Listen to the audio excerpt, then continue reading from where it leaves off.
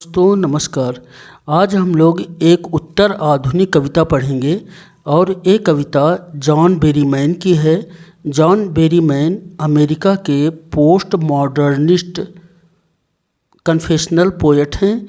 Post modernist यानी उत्तर आधुनिक यानी आधुनिक के बाद भी आधुनिक और ज़्यादा आधुनिक वो कवि हैं, कन्फेशनल पोएट हैं।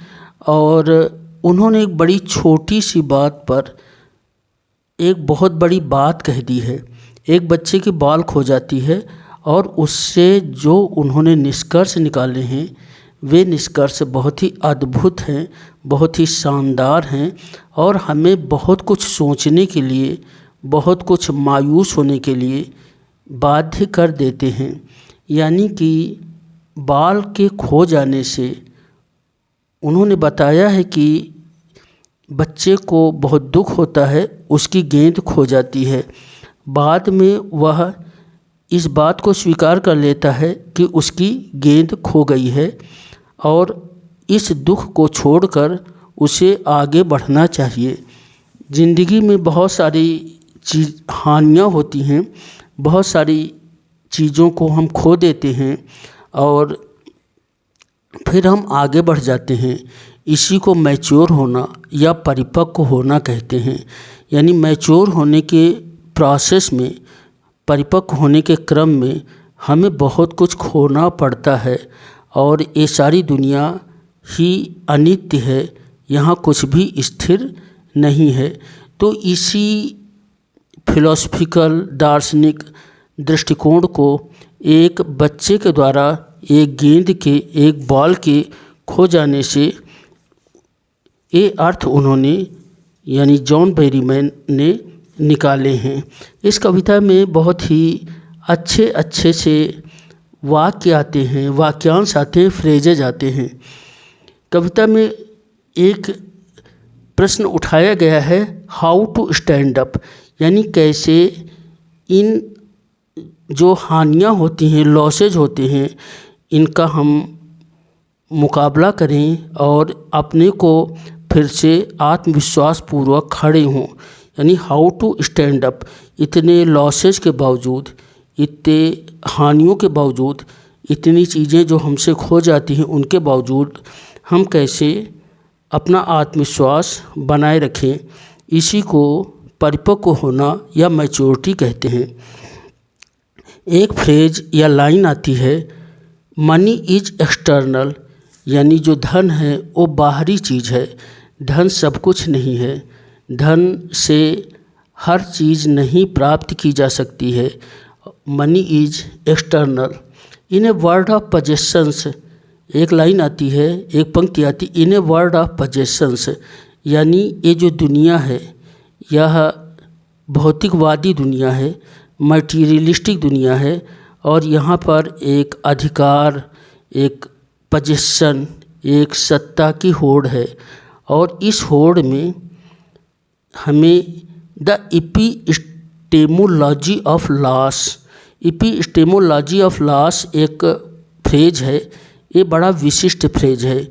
एपिस्टेमोलॉजी ग्रीक शब्द है, ग्रीक मूल का शब्द है, EPISTEMOLOGY, एपिस्टेमोलॉजी। तो जो एपिस्टेमोलॉजी है इसका सामान्य सा अर्थ है ज्ञान, नॉलेज। तो एपिस्टेमोलॉजी ऑफ लॉस, दुनिया में जो हमारा लॉस है, जो हानि है, जो चीज़ें खो जाती हैं, उनका जो नॉलेज है, एपिस्टेमोलॉजी है, यदि इसे प्राप्त कर लें तो यही एक बड़ा सा ज्ञान होता है।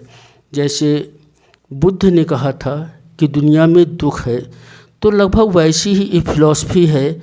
या कृष्ण ने कहा था कि दुनिया में लिप्त नहीं होना चाहिए, तो एक कुछ वैसी ही दार्शनिक बात है जो कि बाल पोयम में कही गई है। आए हम इसके मैसेज को देखें और इस कविता को और ज़्यादा ध्यान से समझें। इस वीडियो में इस कविता की भूमिका और इस कविता का सार संक्षेप समझाया जाएगा और इसके बाद वाले वीडियो में कविता को एक एक लाइन पढ़ करके समझाया जाएगा। तो यदि इसको आप समझ लेंगे तो पूरी कविता को आप समझ सकेंगे। आप इसका उद्देश्य एक आनंद उठाने के लिए और समझने के लिए खासकर इसे उद्देश्य बनाइए। इस कविता का जो मुख्य संदेश है, मैसेज है, वह ये है कि ज़िंदगी में जो लॉस है, जो हानियाँ हैं, वो अपरिहार्य हैं। अपरिहार्य यानी इनइविटेबल हैं और हमें इन्हें स्वीकार करना चाहिए, एक्सेप्ट करना चाहिए और यही मैच्योर होने की, परिपक्व होने की रास्ता है।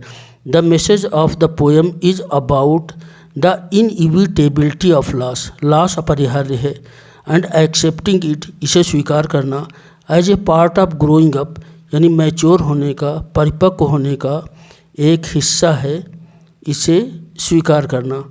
तो इस कविता को थोड़ा सा विस्तार में देखते हैं। The ball poem. John Berryman American poet हैं, कन्फेशनल हैं। इनको पुलित्ज़र मिला हुआ है 1965 में। पोस्ट मॉडर्निस्ट पोएट हैं।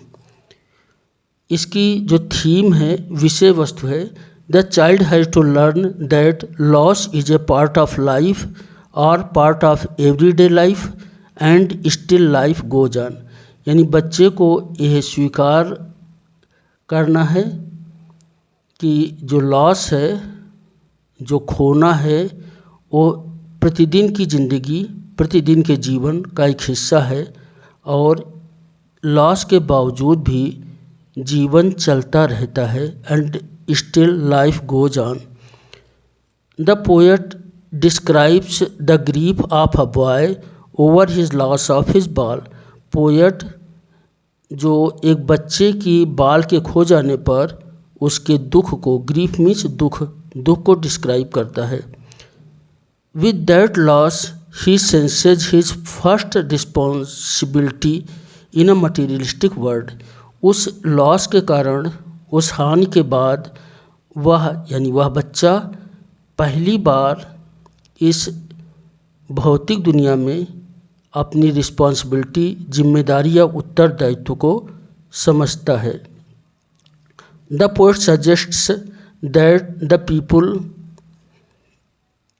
whom we love and our material possessions will not be with us forever।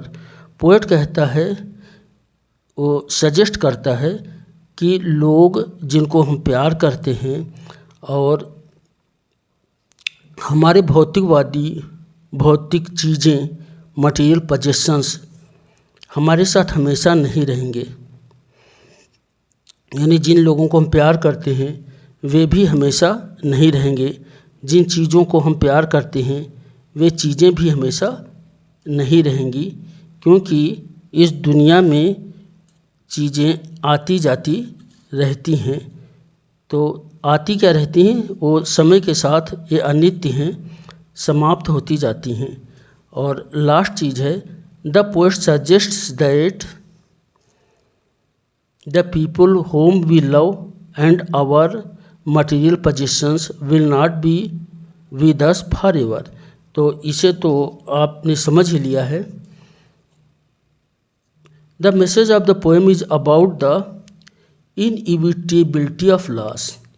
यानी जो लॉस है वो अपरिहार्य है and accepting it as a part of growing